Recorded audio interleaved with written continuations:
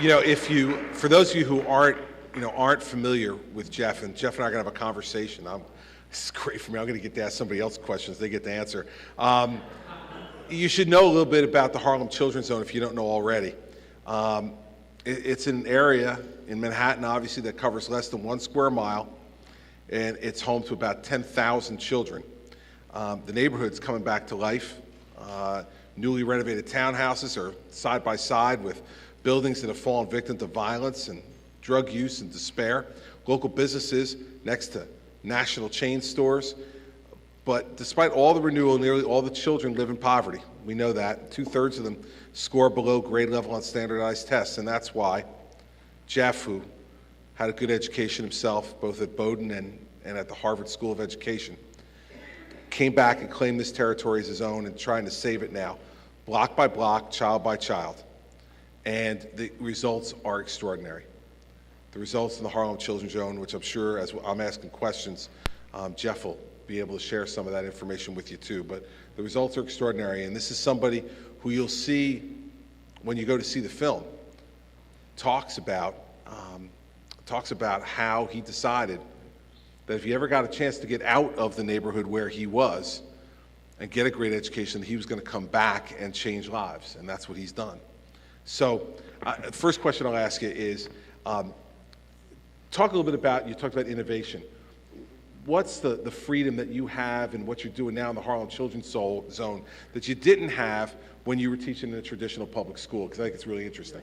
I think that the big difference for us is we can meet as a team of administrators and teachers, figure out what we need to do, and do it, and we don't have to talk to another person, right? It's just those of us in the room, we sit down, we say, you know what, that didn't work. I said, did you guys do X, Y? Yeah, that didn't work. I say, so we need to come up with a new plan, and if the plan is we need to work Saturdays, believe me, that's the plan, then we work Saturdays. If the plan is we need to work July because it's not happening for our kids, then we work July.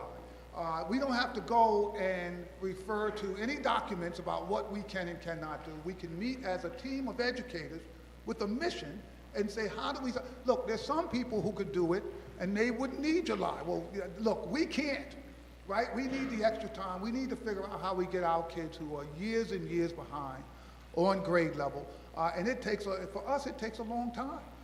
It takes us 3 or 4 years. If a kid is 2 years behind to catch that kid up, but we've got to work extra hours in order to do that. So I think that's the big difference. I will tell you the other big difference. We make mistakes from time to time in hiring teachers. We bring in good people, they work really hard, they can't deliver for my kids. I had a group of teachers, I had some 6th graders, they worked with those 6th graders all year, we measured, the kids did not do well. Those folk are not there. We fire people who can't deliver for our kids, and that's another thing people are mad at me about, is because if you come in and we find out, having made the mistake of bringing you in, that you can't teach, right, and we work with you and we try and we support you and we do all those things, and then the kids don't learn, well then you have to do something else. You cannot be inside our schools. And I think that kind of freedom to make the decisions, you know, if you run a business, I don't think there's anything controversial about these kind of decisions. If you run, everybody I know who runs a business in America meets with their team, figures out what they need to do, and then does it. When people don't work out, they let them go and they replace them with better people. That's the way most businesses run. If businesses are not successful, they go out of business. That happens everywhere except education. Education is the only place you have the option to fail, right? It's an option. Right? Say the kids didn't make it? Well, okay, so we do the next thing. We think in our system, we have the freedom to figure out what we need to do, but then we're all on the line about carrying that out. So I think that's the real difference with us. By the way, it's nothing, I think, that's magical about any of this stuff. Anyone who works in schools knows that it's hard work. It's all about getting great teachers and allowing them the time to really deliver for kids and supporting them. And so we think the ability to attract, retain, and keep teachers who are terrific and get great administrators is really the key to this thing. You know, interestingly, Geoff talks about, you know, being able to make kind of common sense business decisions for the business you're running, which is turning out educated kids.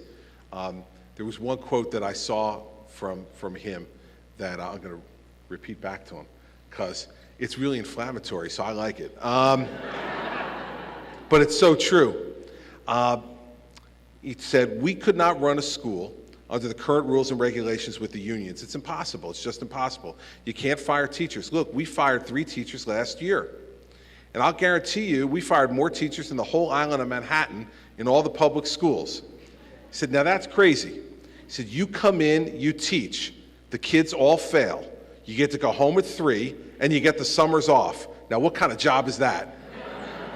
And I have to tell you, it's from a 60 Minutes interview that Geoff did, and it is the truth, that in no other place can you get away with that measure of consistent failure and continue to operate the way you do. One of the things that you also hear, and we've heard this Geoff and I have been on a few different panels together. We were hanging with Oprah last Friday. One of the things we did hear all the time is about parents. Well, the school can't do this because the parents are the problem, and so the excuse or the blame is pointed towards the parents. And so I wondered if you'd respond to that, Geoff, and also how you include parents in the process in what you're doing up in Harlem. Look, we think parents are critical, and we do everything we can to engage parents, starting from infancy. We try and make sure that we really support our parents and we enlist them as partners, and our message to our parents are that you're part of the education of your child.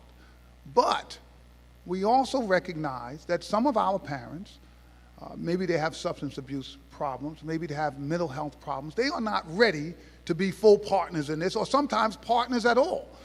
And we still have to educate those children. So while we say we need parent engagement, we cannot use the lack of parent engagement as an excuse for not educating children, right? That's the challenge.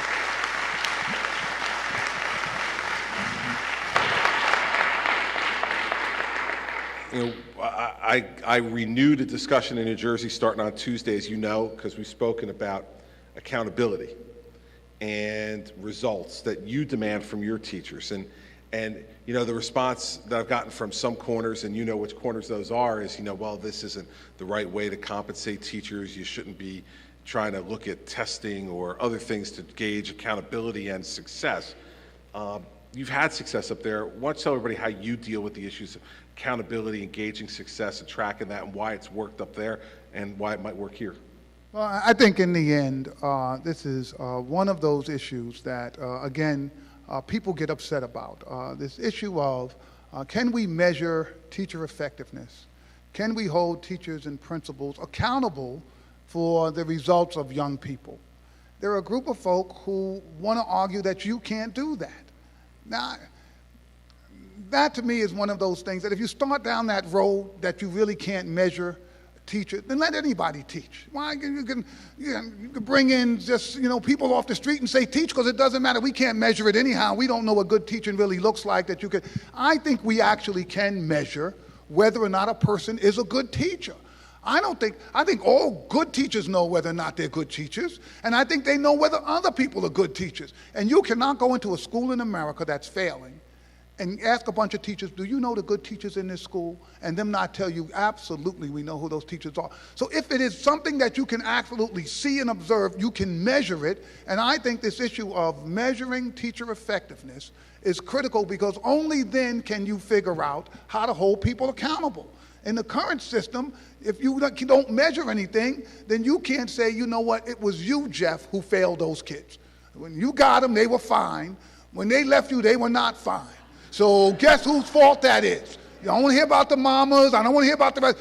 See, that is so simple, right, and direct that it pulls the covers off of what the issue is. And the accountability goes straight up to the top. I mean, everybody has the business we're in is about educating kids. And if the kids aren't getting an education, the adults, the professionals have to be the ones who'll step up and say, this is not working. Now here, I'm gonna give you a real life example. We have a group of 6th graders that we got in.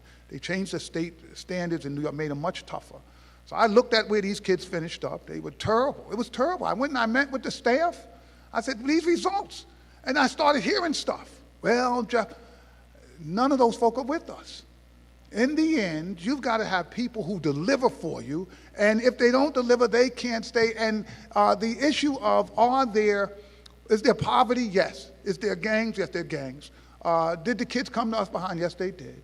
All of that's true, but if you come work for me, you still got to deliver for these kids, and the ones who stay end up delivering. And so I think that part of this issue is that we've got to hold everybody accountable in this issue, and it's their supervisors. They get held accountable. A couple of those folk aren't here anymore. Everybody up and down the line, in the end, they have to know if the kids aren't doing well, we as the adults aren't doing well, right? There can't be a thing where here's the big problem I find in education. The kids don't do well, right? And then they end up getting left back. They end up not graduating school. They end up getting a problem. But the system just goes on fine, and all of the adults get to stay and do well. They all go on vacations. They do well. This, to me, is such a crisis. And I really mean this. This is such a crisis. If we do this for the next 10, 15 years, we will watch this nation decline. I will guarantee you this. You let this go another 10 years and see what's going to happen to our country. I'm trying to get people to really say, look, we got to act like this is a crisis, which means we got to do something today, right now, to change this. And all of us who get paid to do this work have to say, look, I'm going to hold myself responsible and hold the people who work for me responsible, and there are consequences if we don't deliver for kids. When we don't deliver for kids in Harlem Children's Home and Promise Academy, there are consequences. And it should be that way, I think, across the education system.